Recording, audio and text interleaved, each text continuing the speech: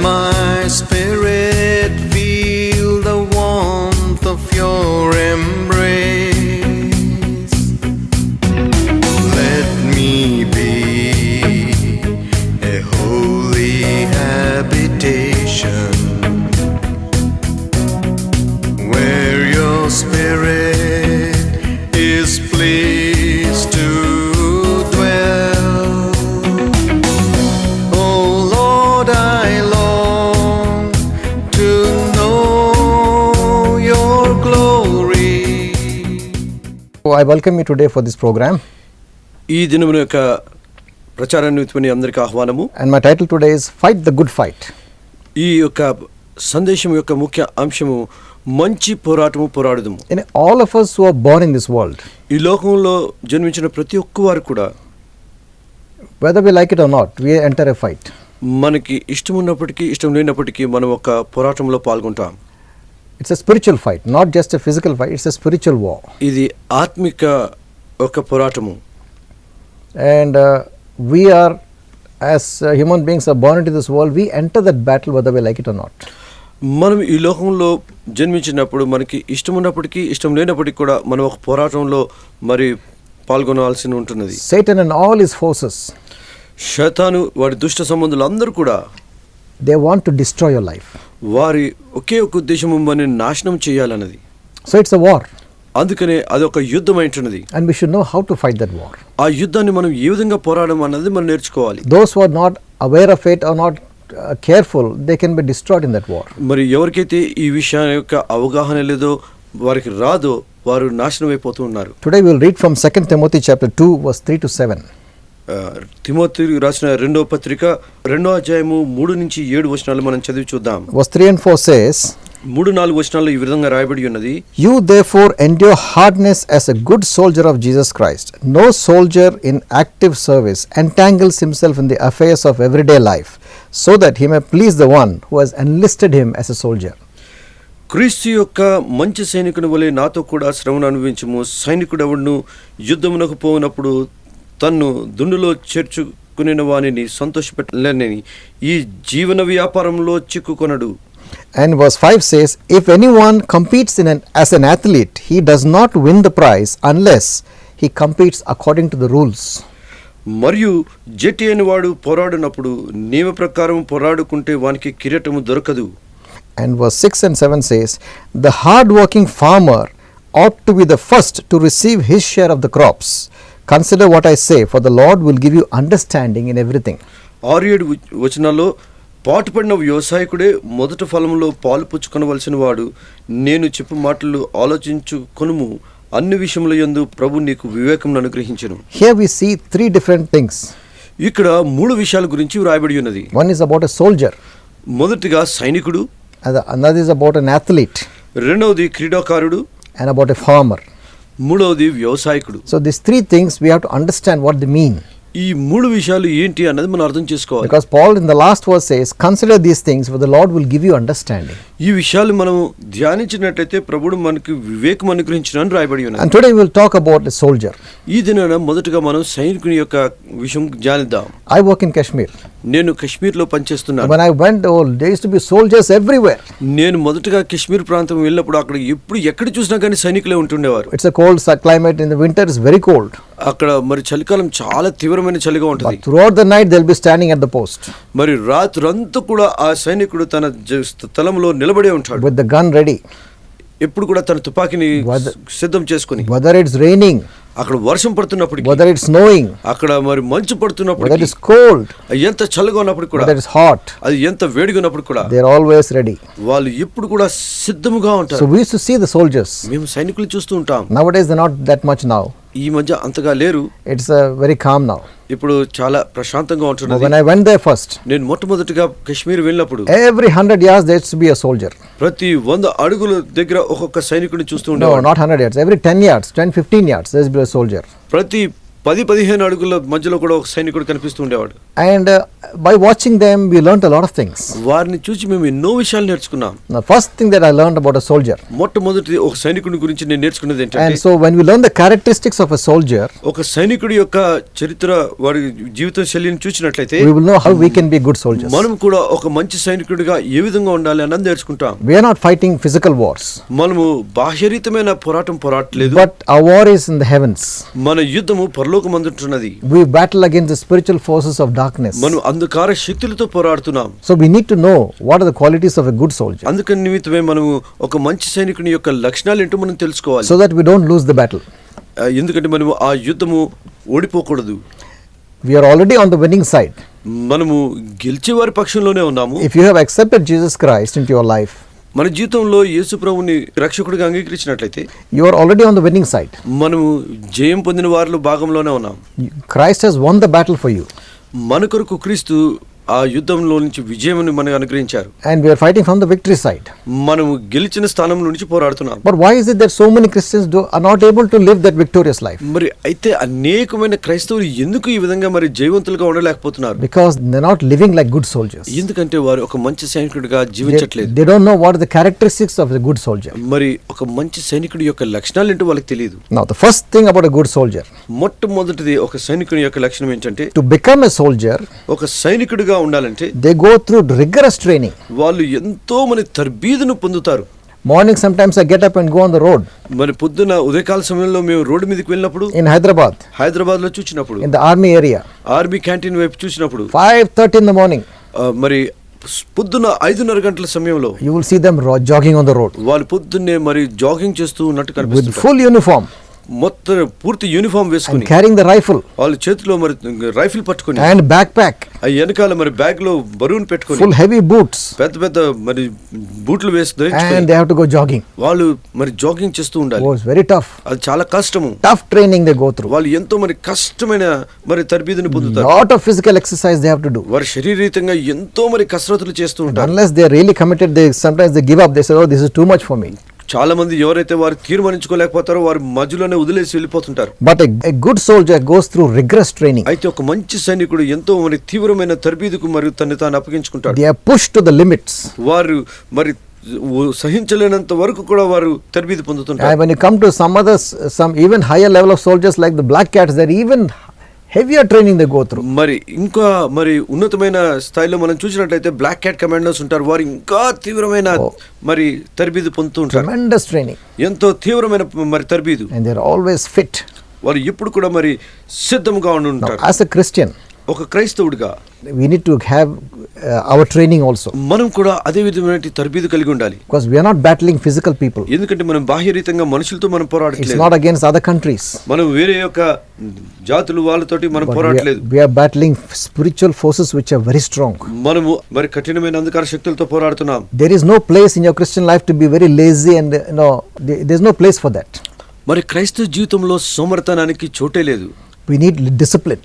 మనకి ఒక క్రమశిక్షణ అవసరం. Like a soldier goes through tough training, we need to also get trained. ఏ విధంగా అయితే ఒక సైనికుడు మరి కఠినమైన తర్బీదుకు క్రమశిక్షణకు పాటి ఉంటాడో అదే విధంగా మనం కూడా ఉండాలి. We need to grow spiritually. మనం కూడా ఆత్మిక రీతిగా ఆ విధంగా ఎదగాలి. So when you come to know Christ, మనం ఎప్పుడైతే దేవుని తెలుసుకోవడానికి you're a వస్తామో, small baby, మనం ఒక చిన్న పిల్లవాడిగా, but you're not supposed to remain a baby throughout your మనం life. జీవితం అంతటి కూడా ఒక పసివాడిగా ఉండకూడదు. You're supposed to grow.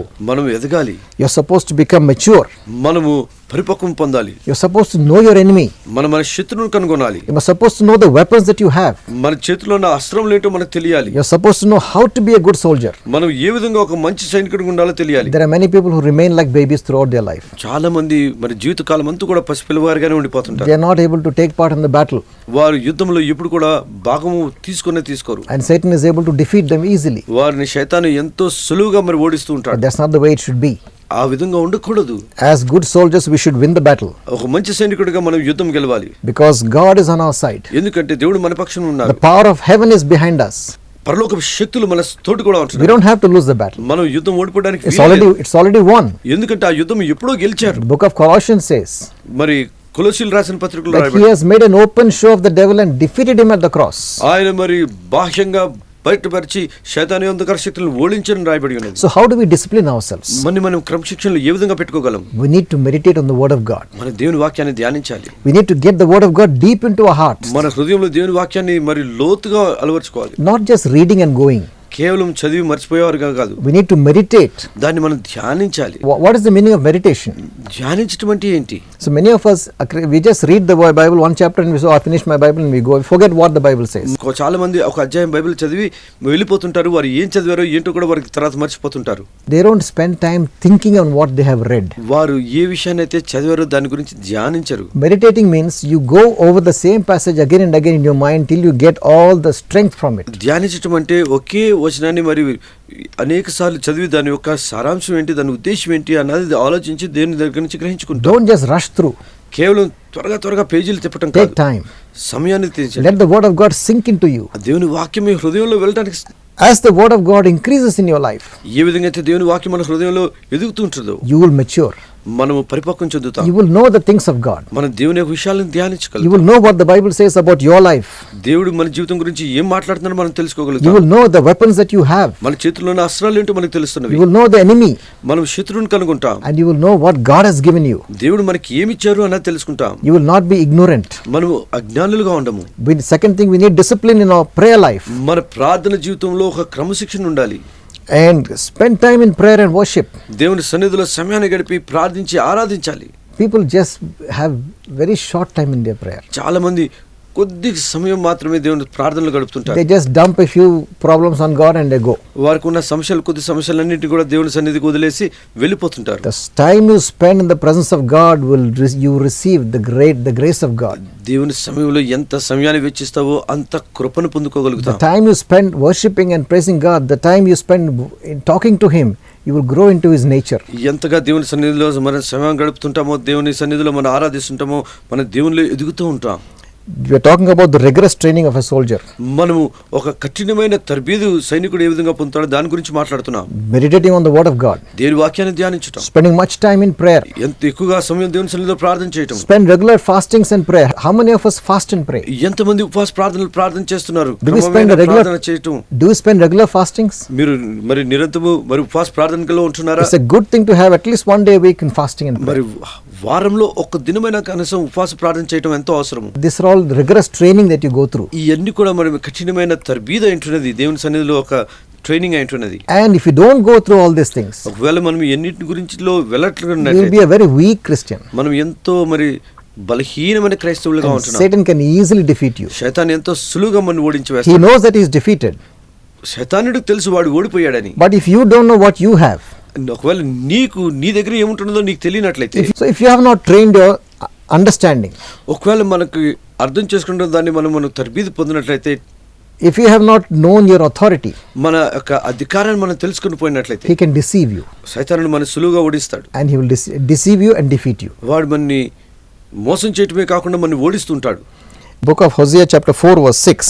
హోషేయ రాసిన గ్రంథము 4వ అధ్యాయము 6వ వచనము. My people are destroyed for lack of knowledge. నా ప్రజలు అజ్ఞానకరంగా నాశనమైపోతున్నారని రాయబడి ఉన్నది. Because of lack of understanding. ఈ అజ్ఞాన కారణముగా, Because we have not studied the word and known what God teaches us. ఎందుకంటే దేవుని వాక్యాన్ని మనం ధ్యానించి దేవుని వాక్యం మనకి ఏం బోధిస్తుందన్నది తెలుసుకున్న కారణంగా We get destroyed. మనం నాశనమైపోతున్నాం. He is able to deceive you. వాడు మన సులువుగా మరి మోసం చేసి ఓడిస్తున్నాడు. To become a good soldier, ఒక మంచి సైనికుడిగా you ఉండాలంటే need to discipline yourself. మనము క్రమశిక్షణలో పెట్టుకోవాలి. Discipline in the word of God. దేవుని వాక్యంలో క్రమశిక్షణలో ఉంచుకోవాలి. Discipline in your prayer life. ప్రార్థనలో మన జీవితం క్రమశిక్షణలో In ఉండాలి. fastings. ఉపవాసంలో To know your authority.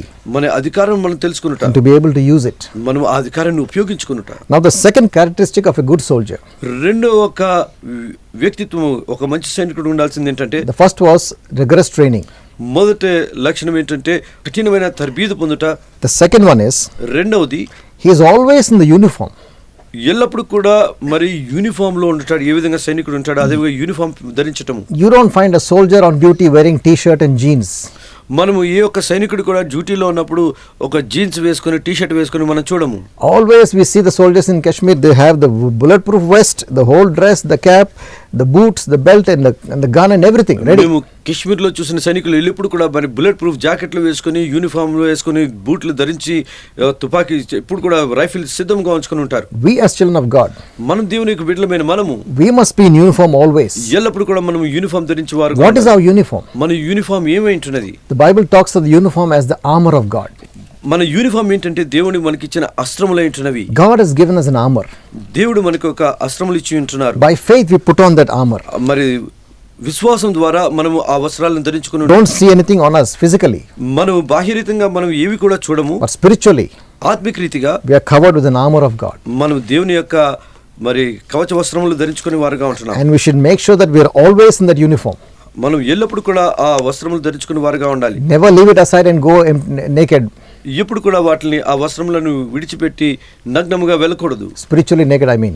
yani ఆత్మిక రీతిగా నగ్నముగా. Because then you will be a shooting target for the devil. ఎందుకంటే ఒకవేళ ఆ విధంగా ఉన్నట్లయితే శైతానుడు సులువుగా మనని తుపాకీ పెట్టి కాల్చివేయడు. When you have your armor, ఒకవేళ మన వస్త్రములు కవచములు you are ధరించినట్లయితే protected. మరి మనకి రక్షణ ఉంటున్నది. If that bulletproof vest is taken off the soldier, a bullet can get through to him easily. మరి బుల్లెట్ ప్రూఫ్ జాకెట్ గాని ఒక సైనికుడు తీసివేసినట్లయితే సులువుగా అతడు తుపాకీ గురైపోతాడు. In Ephesians chapter 6, ఎఫెసీయులకు రాసిన పత్రిక 6వ అధ్యాయము from 11 to 18, 11 నుంచి 18 వచనాలు మనం చూసినట్లయితే it talks about the armor of God. అక్కడ దేవుని యొక్క కవచాస్త్రముల గురించి రాయబడి ఉన్నది. We will not read each verse, మనం ప్రతి ఒక్క వచనం చదవట్లేదు. but I will give a gist of the armor. మరి అక్కడ ఉన్న రాయబడిన వాటి గురించి నేను మాట్లాడతాను. Number 1, salvation. మొదటిది రక్షణ ఏంటున్నది. Number 2, righteousness. రెండవది నీతి ఏంటున్నది. Faith. మూడవది విశ్వాసం ఏంటున్నది. Truth. మరి సత్యం ఏంటున్నది. And having a sword of the Spirit, which is the word of God. మరి రెండంచులు గల ఖడ్గమైన దేవుని ఖడ్గమై ఉంటున్నది. And always ready with the gospel of peace. ఎల్లప్పుడు కూడా సుసమాచారమైన సిద్ధంగా ఉన్నటువంటి పాదరక్షకులు. This is your armor. ఇది మన దేవుని వస్త్రములు. Your salvation that you received when you came to Christ. మనం ఎప్పుడైతే దేవుని తెలుసుకుంటామో ఆ దినమున మనకి That's your helmet. కిరీటము. And that protects you అది మనని రక్షిస్తున్నది. from the bullets of that hits your head. ఏ యొక్క తుపాకీ గుండ్లు మన తలకు తగులుతో వాటి నుంచి రక్షిస్తున్నది. Your righteousness is like a breastplate, a bulletproof vest. మన నీతి మరి బుల్లెట్ ప్రూఫ్ ఒక జాకెట్ లాగా మన ముందు కాపాడుతూ ఉన్నది. When you don't walk in righteousness, మనము నీతిలో నడుచుకున్నట్లయితే your chest is exposed. మన ఛాతీ మరి ఎదురుగా ఉంటున్నది. But when you walk in righteousness and turn away from the wicked things, మనము నీతిలో నడుచుకొని ప్రతి విధమైన అధర్మము నుంచి మనం తప్పుకున్నట్లయితే your righteousness is like a breastplate to you. మన ధార్మికత నీతి అనేది ఒక కవచంగా ఉంటున్నది. Protects you. మనని కాపాడుతున్నది. Sin always makes cracks in your armor and the devil gets through. మరి పాపము ఎల్లప్పుడు కూడా మన కవచంలో నుంచి మరి చేదులు కరిగించి మనని గురికి నిశాన తయారు చేస్తున్నది. It's very important that we walk in righteousness. ఎందుకంటే మనం నీతిలో నడుచుకుంటే ఎంతో అవసరమైనది. Go after righteousness.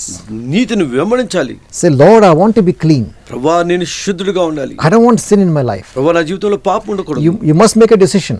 మనం ఒక తీర్మానం చేసుకోవాలి. Because sin will bring cracks in your armor. ఎందుకంటే ఆ పాపం అన్నది మన కవచంలో మరి చేదులు తీసుకుని వస్తున్నది. When you have bad habits, secret habits you don't want to let go, there are cracks in your armor. మరి యొక్క దురలవాట్లు మనకుండి మనం వాటిని విడిచిపెట్టినట్లయితే అవి మనకి ఆ కవచంలో మరి రంధ్రాలను చేదులను చేస్తున్నది. And Satan's bullets will get through. ఆ వాటిల్లో నుంచి ఆ రంధ్రం నుంచి శైతాన్ యొక్క తుపాకీ గుండ్లు మనకి తాకే ప్రమాదం ఉన్నది. You need to have salvation. You need to come to know Jesus. Then you're protected. మనం దేవుని యొక్క రక్షణ తెలుసుకొని దేవునిలోకి వచ్చినప్పుడు అయితే ఈ కిరీటం రక్షణ కిరీటం వల్ల మనం రక్షింపబడతాం. Without salvation there is no starting to your life. మరి రక్షణ లేకుండా మన జీవితానికి ప్రారంభమే లేదు. You need to have salvation. మనకి రక్షణ కలిగి ఉండాలి. And there's only one way you can be saved. ఒకే ఒక మార్గం ఉన్నది మనం రక్షింపబడటానికి. Through Jesus Christ. అది యేసుక్రీస్తు ద్వారా. There is no other name under heaven by which you can be saved except the name of Jesus. ఆకాశం కింద మరి యొక్క ఏ ఒక్క నామము లేదు మనం రక్షింపబడటానికి కేవలం యేసు ప్రభు నామం తప్పితే. No one can forgive your sins. ఎవరు కూడా మీ పాపములను క్షమించలేరు. Only Jesus is the way to heaven. కేవలం యేసు ప్రభు వారు మాత్రమే పరలోకానికి మార్గం అంటున్నారు. If you come to him, నువ్వు ఆయన సన్నిధికి వచ్చినట్లయితే he will give you salvation. ఆయన నీకు రక్షణ అనుగ్రహిస్తాడు. And that's your protection. అది నీ రక్షణ ఏంటున్నది. Once you're saved, ఎప్పుడైతే నువ్వు రక్షింపబడ్డావో you move from the kingdom of darkness to the kingdom of light. మీరు అంధకార రాజ్యం నుంచి వెలుగు రాజ్యంలోనికి ప్రవేశిస్తున్నారు. You leave the kingdom of Satan. మీరు శైతాను యొక్క రాజ్యంని విడిచిపెడుతున్నారు. And you enter the kingdom of God. మీరు దేవుని యొక్క రాజ్యంలో ప్రవేశిస్తున్నారు. When you have salvation, you're not under Satan's rule anymore. మీకు రక్షణ ఉన్నట్లయితే శైతాను అధికారంలో ఆయన రాజ్యంలో మీరు ఉండట్లేదు. You need faith. మీకు విశ్వాసం కావాలి. Trust in the Lord. దేవుని యందు నమ్మకం ఉంచండి. You don't see him. ఆయన మీరు చూడలేరు, but you walk in faith, అయితే విశ్వాసం ద్వారా ఆయన వెనక నడిచినట్లయితే and your faith is like a shield. నీ యొక్క విశ్వాసం డాలులాగా ఉంటుంది. All Satan tries to hit you with your faith, we can resist him. మరి శైతాను పోరాడే ప్రతి పోరాటంలో మీరు విశ్వాసం ద్వారా ఆ డాలుని పట్టుకుని అడ్డుకొనవచ్చు. Truth. సత్యము. We need to be always having truth in us. ఎల్లప్పుడు కూడా మనలో సత్యం కలిగి ఉండాలి. There is no place for lies and deceit. మన జీవితంలో మోసానికి కానీ అబద్ధానికి కానీ స్థానం లేదు. God is truth. యేసు సత్యవంతుడై ఉంటున్నాడు. Let there be no deception in your life. మన జీవితంలో ఎటువంటి మోసకరము అనేది ఉండకూడదు. The word of God. దేవుని వాక్యము. Be filled with the word of God. దేవుని వాక్యంతో నింపబడి ఉండాలి. That's part of your armor. అది మన యొక్క వస్త్రముగా ఉంటున్నది. And that will help you when the temptations come. The word of God will help you to resist the temptation. ఎప్పుడైతే శోధనలు వస్తున్నాయో వాటిని ఎదుర్కొనడానికి మనకి అది కాపాడుతున్నది. The third thing about a good soldier. సైనికుడి యొక్క మూడో లక్షణం ఏంటంటే always his weapons are ready. ఎప్పుడు కూడా అతని అస్త్రములు సిద్ధంగా ఉంటున్నవి. Whenever they're off duty, they go and clean the weapons, they oil the weapons, they make sure everything is working. వారి duty అయిపోయిన వెంటనే వారు వెళ్ళి వారి తుపాకీ గుండులను సరి చేసుకుని ఎల్లప్పుడు కూడా సిద్ధంగా ఉండడానికి సిద్ధపడుతూ ఉంటారు. They don't just go and throw the gun away and then till the next time. వారు డ్యూటీ అయిపోయిన వెంటనే తుపాకీని అక్కడ పడేసి తర్వాత రోజు డ్యూటీ వరకు కాలక్షేపం చేయరు. Because when they need the thing, it should be working, otherwise they'll be in big danger. ఎందుకంటే వారికి అవసరమైనప్పుడు అది పనిచేయాలి, లేకపోతే వారి జీవితం ప్రమాదంలో ఉంటుంది. Constantly the weapon is ready. ఎల్లప్పుడు కూడా వారి అస్త్రము సిద్ధంగా ఉంటున్నది. As a Christian soldier, ఒక క్రైస్తవ సైనికుడిగా our weapon should be always hot and ready. మన అస్త్రము ఎప్పుడు కూడా వేడిగా మరి సిద్ధంగా ఉండాలి. What are the weapons we have? మనకి ఎటువంటి అస్త్రములు ఉంటున్నవి? The word of God spoken by faith is like a sword in your hand. మరి దేవుని ఆత్మచేత పలికిన మాటలు మన చేతిలో అస్త్రములుగా ఉంటున్నవి. When you take the word of God, మనం దేవుని వాక్యాన్ని మన చేతిలో and తీసుకున్నప్పుడు, with faith you speak it out, విశ్వాసంతో దాన్ని పలికినప్పుడు the word becomes a sword in your hand. ఆ వాక్యము మన చేతిలో ఖడ్గంగా మారుతున్నది. Nothing will defeat the devil, ఏది కూడా మరి శైతాన్ని ఓడించలేదు. but the word of God will crush him. కానీ దేవుని వాక్యము వాడిని నాశనం చేయగలదు. Because the word of God is powerful. ఎందుకంటే దేవుని వాక్యము మరి పదును గలది. It's spoken by the Almighty God. అది దేవుని యొక్క నోటి నుంచి వచ్చిన పవిత్రమైన వాక్యము. That is your sword. అది మన యొక్క ఖడ్గమైనది. You have another weapon, the name of Jesus. రెండో ఒక అస్త్రము యేసు నామము. In Matthew 28 verse 18, మత్తయి రాసిన సువార్త 28:18 Jesus said, all power is given unto me in heaven and earth. యేసు ప్రభువు అంటున్నారు, పూర్తి అధికారం నా చేతిలో ఉంటున్నవి. And Mark 16 verse 17, మార్కు సువార్త 16:17 he says, go therefore in my name, అందుకనే నా నామమును వెళ్ళండి, cast out the devils, దయ్యాలను వెలగొట్టండి, heal the sick. మరి రోగగ్రస్తులను స్వస్థపరచండి. See, we have the name of Jesus so powerful in our hands. మన చేతుల్లో యేసు నామం ఎంతో సామర్థ్యమైన అస్త్రంగా ఉంటున్నది. God has given you the authority to use his name, the name of Jesus. దేవుడు మనకి అధికారం ఇచ్చారు. యేసు నామములో మనం ఆ అధికారాన్ని వాడుకోవడానికి. The third weapon we have మూడో అస్త్రం మన దగ్గర ఉంటున్నది. is the blood of Jesus అది యేసు రక్తము, and the word of our testimony. మన నోటి సాక్ష్యమైనది. In Revelation 12 verse 11, మరి ప్రకటన గ్రంథం 12:11 talks about the believers. అక్కడ విశ్వాసుల గురించి It రాయబడి says they overcame the devil by the blood of the lamb and the word of their testimony. వారి నోటి సాక్ష్యం ద్వారా మరి గొర్రెపిల్ల యొక్క రక్తం ద్వారా వారి శతాన్ని జయించిన వారుగా ఉంటున్నారని The Bible says బైబిల్లో రాయబడి ఉన్నది. the weapons of our warfare, యుద్ధంలో ఉన్నటువంటి మనకున్న అస్త్రములు they are not weak, వారు అవి కేవలం బలహీనమైనవి but కావు. through God they are very mighty అవి దేవుని ద్వారా సామర్థ్యం కలిగినవి. to destroy all the powers of darkness, శతాని యొక్క అంధకార శక్తులన్నీ నాశనం చేయటానికి, to tear down strongholds of the devil, శతాని యొక్క కట్టుగోడలన్నీ త్రించి వేసి గేడు వేయటానికి, bring down high exalted thoughts, to bring it down. ప్రతి విధమైన మరి ఎత్తైన ఉన్నటువంటిగా ఉంటున్నట్టు ఆ తలంపులన్నీ కింద పడవేయటానికి We have to learn how to use our weapons. మన అస్త్రములను ఏ విధంగా వాడుకోవాలన్నది మనం Use the word of God. అది దేవుని వాక్యమును Speak it in faith. విశ్వాసం ద్వారా దాన్ని ప్రకటించండి. The word of God will perform its power. దేవుని వాక్యము వెళ్ళి దాని కార్యం సాధిస్తుంది. Use the name of Jesus. యేసు నామమును ఉపయోగించండి. Satan will flee from you. శైతాను అక్కడి నుంచి పారిపోతాడు. Claim the blood of Jesus and apply the blood of Jesus on all that you do. మనం చేసే ప్రతి దాని మీద దేవుని యొక్క రక్తాన్ని ప్రోక్షించి దాన్ని వాడండి. When the devil sees the blood, he runs away. మరి శైతానుడు ఆ రక్తం చూసినట్టయితే The పారిపోతాడు. blood of Jesus is full of power. ఎందుకంటే యేసు రక్తము సామర్థ్యం కలిగింది. There is power in the blood. అందులో సామర్థ్యం ఉంటున్నది. The fourth thing that a good soldier has, characteristic of a good soldier. నాలుగో లక్షణం, ఒక మంచి సైనికుడికి నాలుగో లక్షణము, A soldier is absolutely obedient to the commands officer, సైనికుడు తన పై అధికారికి ఎప్పుడు కూడా విధేయుడై ఉంటాడు. even if it means going to his death. అతడు మరణించడానికి ఒకవేళ ఆజ్ఞ అయినప్పటికీ కూడా He will obey. అతడు ఆజ్ఞను పాటిస్తాడు. There are times when the commanding officer says go to that place, and then they flush out the militants. He knows that if he goes there he can be shot. మరి ఒకవేళ ఉన్నతాధికారి అక్కడ వెళ్ళి ఆ ఆతంకవాది ఉన్నాడు అక్కడికి వెళ్ళండి అని చెప్పినట్లయితే అతడు మరణిస్తాడని తెలిసినప్పుడు కూడా అక్కడికి ధైర్యంగా వెళ్తాడు. They will never disobey the commander. వారు ఎల్లప్పుడు కూడా మరి అధికారి యొక్క మాటను ఉల్లంఘించడు. They put their life at risk. వారి జీవితాన్ని వారి ప్రమాదానికి And they పెడుతుంటారు. go and they fight. వారు వెళ్ళి యుద్ధం చేస్తుంటారు. And many soldiers die. చాలా మంది సైనికులు ఆ విధంగా చనిపోయిన వారు ఉన్నారు. But they are obedient. అయితే వారు విధేయులై ఉన్నారు. As Christian soldiers, క్రైస్తవులైన సైనికులుగా మనము God expects complete obedience to His word. దేవుడు సంపూర్ణమైన విధేయత మన జీవితంలో నుంచి ఆశిస్తున్నారు. Be sensitive to the voice of God దేవుని యొక్క స్వరానికి సన్నిహితమైన సంబంధం ఉండండి. and obey what He says. ఆయన చెప్పిన దాన్ని పాటించాలి. You will be a good soldier. మన ఒక మంచి సైనికుడిగా Many ఉంటాం. people just read the word of God, they never obey. చాలా మంది దేవుని వాక్యం చదువుతారు కానీ దాన్ని అంగీకరించి పాటించరు. I mean, when God speaks with them, they never obey.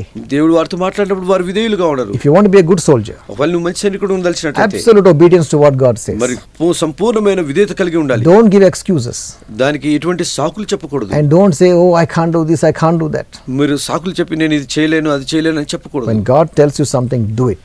దేవుడు మనతో ఏదైనా చెప్పినట్లయితే దాన్ని చేయాలి. You will be a good soldier. మనం ఒక మంచి సైనికుడిగా ఉంటాం. And I want to ask you, నేను మిమ్మల్ని అడగాలని ఆశపడుతున్నాను. have you come out of the kingdom of darkness to the kingdom of light? మొదటగా మీరు అంధకారక రాజ్యమును శైతాన్ రాజ్యం నుంచి దేవుని రాజ్యంలో నీతి రాజ్యంలోనికి వచ్చారా? Have you joined the army of God? మీరు దేవుని యొక్క సైన్యంలో మీరు పాలుభాగస్తులు Or ఉంటున్నారా? are you still under the power of darkness? ఇప్పుడు కూడా మీరు శైతాన్ యొక్క అంధకార శక్తుల్లోనే పడిబడి ఉన్నారా? Do you have a relationship with God? నీకు దేవునితో సంబంధం కలిగి ఉన్నారా? Do you know God as your father? దేవుడిని మీ తండ్రిగా మీరు తెలుసుకున్నారా? Does God call you His son? ఆయన తండ్రిగా నిన్ను కుమారుడు అని పిలుస్తున్నారా? Or you don't know what's happening? ఏం జరుగుతుందో నీకు తెలియకుండా ఉన్నావా? Or you say, brother, I don't know whether I know God or not. I don't know where I am. సహోదరుడా నాకు అసలు ఆయన దేవుడో కాదో ఏంటో నాకు అసలు ఏ విషయం తెలియట్లేదు అన్నట్టుగా ఉన్నావా? Are you confused? నువ్వు నీ జీవితంలో మరి సమస్యల్లో చిక్కుపడి Is ఉన్నావా? Satan bringing problems in your life and putting you under a lot of temptations and bondages? శైతాన్ని నీ జీవితంలో అనేకమైన శోధనలు తీసుకొచ్చి నిన్ను అనేకమైన దాసత్వంలోకి బందీలోకి నిన్ను ఉంచేశాడా? There is a way out for you. అయితే దానిలో నుంచి ఒక విడుదల మార్గం ఉన్నది. If you can come to know Jesus, ఒకవేళ నువ్వు యేసుని తెలుసుకున్నట్లయితే immediately you will transfer from the kingdom of darkness to the kingdom of light. వెంటనే నువ్వు అంధకార రాజ్యం నుంచి జ్యోతిమైన రాజ్యంలోకి నువ్వు There are only ప్రవేశిస్తావు. two kingdoms, రెండు రాజ్యాలు ఉంటున్నవి. the kingdom of Satan శైతాన్ యొక్క రాజ్యము, and the kingdom of Christ. యేసు యొక్క రాజ్యము. Either you are in one or in the other. ఒకవేళ నువ్వు ఈ రాజ్యంలో అందులో ఉంటావు, అందులో లేకపోతే ఇందులో ఉంటావు. It's better for you to come into the kingdom of Christ, నువ్వు యేసు రాజ్యంలో ప్రవేశించడం ఎంత ఉత్తమము. and He will watch over you. ఆయన నిన్ను కాచి You కాపాడతాడు. will be able to fight the powers of darkness. ఆయన శైతాన్ని అంధకార శక్తులను యుద్ధం చేయడానికి ఆయన You won't be destroyed by Satan, నువ్వు శైతాన్ వల్ల నాశించిపోవు. but you will come onto the victory side. నువ్వు విజయం అనే భాగంలోనికి Why వస్తావు. don't you give your life to Jesus? ఎందుకు నీ జీవితాన్ని ఆయనకు సమర్పించుకో? Ask Him to be your Lord. ఆయన నీ ప్రభువుగా అంగీకరించు. Say, Jesus, ఆయనతో యేసు come into my life. నా జీవితంలోనికి రా, Change my life. నా జీవితాన్ని మార్చు. I believe you నేను నిన్ను విశ్వసిస్తున్నాను. that you died on the cross for my sins. నువ్వు నా కొరకు సిలువలో I మరణించావు. believe you rose again. నేను విశ్వసిస్తున్నాను నువ్వు తిరిగి జీవించావు. Come into my life. నా జీవితంలోనికి రా, Change my life. నా జీవితాన్ని మార్చు. Make me a good soldier for you. నన్ను ఒక మంచి సైనికుడిగా తరిపిదిద్దు. I will follow you all my life. నా జీవితం అంతా కూడా నేను వెంబడిస్తాను. I want you to be my Lord. మీరు నా జీవితానికి ప్రభువుగా ఉండండి. Change my life, Lord నా Jesus. జీవితాన్ని మార్చండి. Thank you for hearing my prayer. నా ప్రార్థన అంగీకరిస్తున్నందుకు వందనాలు. If you have prayed that prayer ఒకవేళ ఈ ప్రార్థన మీరు చేసినట్లయితే, sincerely, ఒకవేళ పూర్ణ హృదయంతో if you have meant every word that you prayed, మీరు పలికిన ప్రతి మాటను అర్థపూర్వకంగా మీరు మాట్లాడినట్లయితే God will change your life. దేవుడు మీ జీవితాన్ని మార్చివేస్తాడు. You will become a good soldier. మీరు ఒక మంచి సైనికుడిగా మారతారు. From today, ఈ దినం నుంచి He will be your commanding officer. ఆయన మిమ్మల్ని అధికారం ఇచ్చే అధికారిగా ఉంటున్నారు. You will have all the angels of God with you. ఆయనకున్న దూతలన్నీ కూడా నీతో కూడా ఉంటారు. And when you say in the name of Jesus, మీరు ఎప్పుడైతే యేసు నామములో all పిలుస్తారో, the authority of heaven will come behind you. మరి పరలోక అధికారం అంతా కూడా నీ వెనక వస్తున్నది. And Satan will never destroy you again. శైతాన్ని ఎప్పుడు కూడా నిన్ను నాశనం చేయలేడు. You'll be on the victory side. ఎందుకంటే నువ్వు విజయమైన భాగంలో ఉంటున్నావు. We'll continue this message ఇది ఒక సందేశాన్ని తరువాయి భాగం మాట్లాడుకుందాం. next week. వచ్చే వారము తరువాయి భాగం. God bless you. ప్రభు మిమ్మల్ని ఆశీర్వదించును గాక.